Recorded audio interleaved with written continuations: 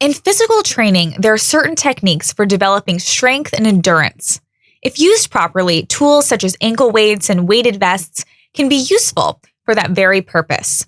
The idea is to provide extra resistance to normal movement. When you take off the weights, your body is not only stronger, but it feels lighter. A similar thing has happened recently in the world of information and discourse, and we all have Elon Musk to thank for it. For years, conservatives and anyone who wanted to challenge the oppressive narratives of the establishment have had to work twice as hard to make their voices heard.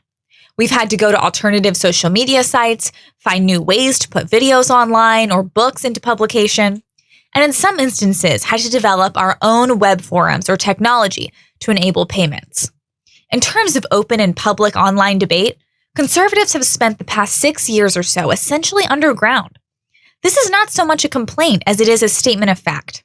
Like working out with extra weights makes you stronger, the added difficulty has led to a number of extraordinary developments. When conservative mettle was tested, we rose to the occasion and made some incredible advancements. One example would be distributed networks that can't be shut down by zealous governments or banks. We also developed new techniques for getting the conservative message across. It's widely recognized, for example, that conservatives excel in both humor and political memes. At the same time, pundits and thought leaders on the right have become extremely skilled in debate. A field we traditionally fared very well in has now become an area where conservatives absolutely dominate.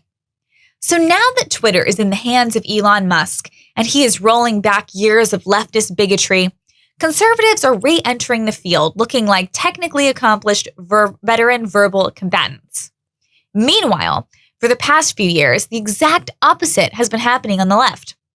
Instead of engaging in debate, they were more than happy to run conservative speakers out of town with threats of violence. They also censor and cancel anyone who they even remotely disagree with. The left grew so used to always having their way in the public space that this made them much weaker intellectually. They're shocked at the fact that they might have to actually abide by Twitter's terms of service now. They can't instigate violence. Andy No, who's been physically attacked, had reported threats of violence to Twitter made by members of Antifa, and Twitter did nothing. But now that Elon Musk is at the helm, he's assured Andy that this will no longer be allowed. The left is so used to be able to getting away with anything while we tiptoe around them. But the tables have turned. Now the left is fearful. In preparation for the midterms, many noticed that Democrat candidates always ran from the debates, and when they were successfully coaxed onto stage, they fared horribly. Yet their campaigns managed their social media and put up a facade on the ground. This might be more difficult for the left to pull off in the future now. We already see that Trump, who has been reinstated onto Twitter, has more followers on Twitter than Joe Biden, even though Trump isn't actually tweeting. He has continued to only post on Truth Social. The savage and brute force tactics of oppression enjoyed by leftists and their aligned mega corporations and banks has had a counterintuitive effect, an effect akin to using performance-enhancing drugs. They reaped short-term gains, but at the expense of developing natural talent. Now that their supply has been effectively cut off, and they have to share a level playing field, they are floundering. They don't know how to behave when the game isn't fixed in their favor. This doesn't necessarily mean that Twitter is now a conservative echo chamber, or that it has become an arm of the GOP. Absolutely not. You can still find all sorts of skirmishes as well as subworlds within Twitter, but it does mean that conservatives finally have a chance to offer counter-arguments of their own without being censored. For such a seemingly small change, it's turning out to be a really big deal. Before this, we had Twitter, Facebook, Instagram, Google, and YouTube all censoring us. Now that one of those has allowed us to speak, it puts a dent in their house of cards. The fact that Elon Musk is now running Twitter is a far bigger blow to the establishment than any political victory during the midterms could have been. AOC's head is already exploding, and Elon Musk is loving it. Twitter before Musk was a carefully curated Potemkin village, a false facade that maintained the appearance of leftist thought dominance through the wholesale erasure of conservatives. Since ownership has changed, there has already been a major change in the types of topics and opinions trending on the site.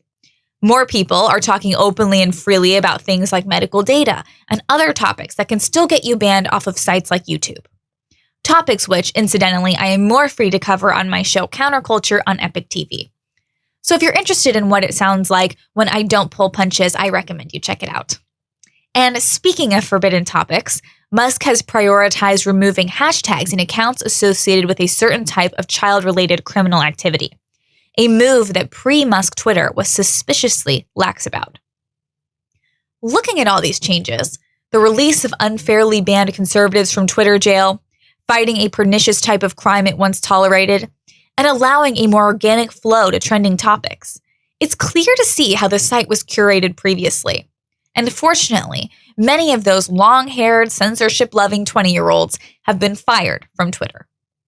As Musk confirmed to my dad and others, the suppression was entirely one-sided. Not one leftist account was given a lifetime ban, even when those accounts were spreading some of the biggest lies. The phenomenon of Twitter's Potemkin village, then, is very apt. Just as the phrase described as a particular Soviet practice of hiding the blight of communism from foreign eyes, so too was Twitter's echo chamber, an invention of leftist totalitarianism.